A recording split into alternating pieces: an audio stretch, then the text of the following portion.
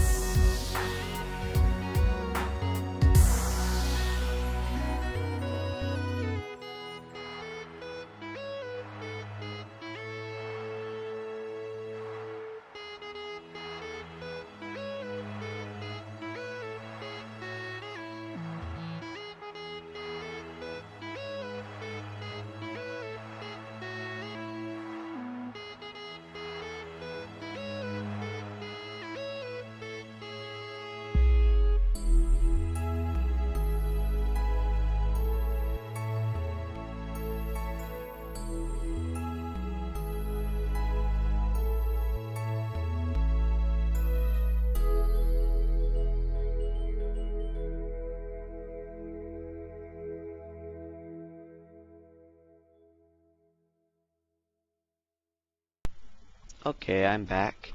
We have an encounter with the moon, as you can tell from that. Also, I hope you enjoyed the music. I did. Well, I was just watching it, waiting for the right moment of commentary. I did place in a node in order to find out where I should be pointing in order to slow down to get us into a nice orbit, which worked out pretty good. To explain some of the things that happened during the orbit, the big error I noticed was for some reason when I deployed the main stage to get us up, decoupled that, it didn't. The second stage or third stage didn't work. I wasn't able to use the small engine, so I had to go straight to the nuclear engine, which is part of the reason it took so long to get us a encounter. But hey, we did it. We got ourselves we're in a nice orbit around the moon, and now is the time to get us down to the moon.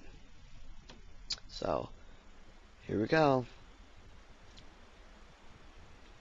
As you can tell, I pointed straight to the retrograde, or retrograde, I'm pretty sure it's called, to get us down. The difference between landing on the moon and landing on a atmospheric planet is with atmospheres you have an atmosphere to slow you down. On moons you don't.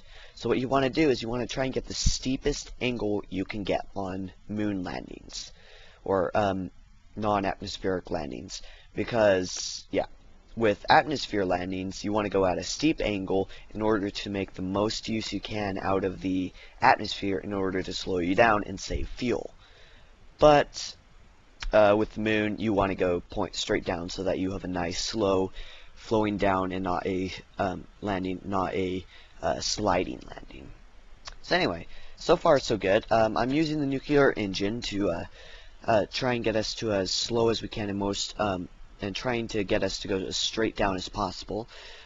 That little thing that's showing our height above the planet, you want, as it gets closer, it's the slower you get. If it goes below you, then you start to go upward. So what you want to do is you want to try and stay just below it and yet be going as slow as possible. Here I am trying to take some cinematic shots. Fraps did freak out on me and actually crashed in just a moment here, but I was able to quickly just pause and then get back. And so none of the real footage was actually lost, which is really good. But anyway, we're coming down real nice and gently. We're going pretty straight. I'm trying to not go too fast. We want a slow descent. It may seem a lot faster for you because this video is sped up 2 times speed, or 3 times speed. And so, but for me it was actually pretty slow standard landing, which was actually pretty good. Yeah, here's just seeing if there's any more cinematic pictures I can take, but I was pretty satisfied for the thumbnail. I think I'm about to deploy and ready for my next thing. Yep, here we are. I had the engine go too far, which was a problem. So those things actually pushed me up quite a ways. But the stage, it was a shame though. That main stage actually still had tons of fuel left, but I could have actually taken this to a different planet. Now that I think about it, not a very far planet, you know, Eve or something, one of the moon, Gilly, because it's not. This isn't really an atmospheric one. But here I am trying to slowly bring this thing down. And yeah, I keep going upward a little bit, which is fine since these legs aren't really strong. And touchdown. So yeah, we're down. I open up the Communitron, and yeah, and so yeah. Now the video goes back to normal time speed so that I can show you guys a little bit. Yeah, this was a pretty successful mission I've had. It's probably one of the best missions I've had on camera. For some reason, when I activate the camera, the mission decides to go to crap. But when I'm not on camera, my things actually go pretty swell. But yeah, this was one of the best videos on YouTube or for KSP I've made. So yeah, thanks for watching. Do like the video if you want to see more KSP. Do subscribe if you want to keep in touch with the channel and help us out a bit. And there is a donation thing in the description. I'm kind of in need of money to help keep the website up, because yeah, it's pretty expensive to keep that thing up monthly. But anyway, thanks for watching. Peace out.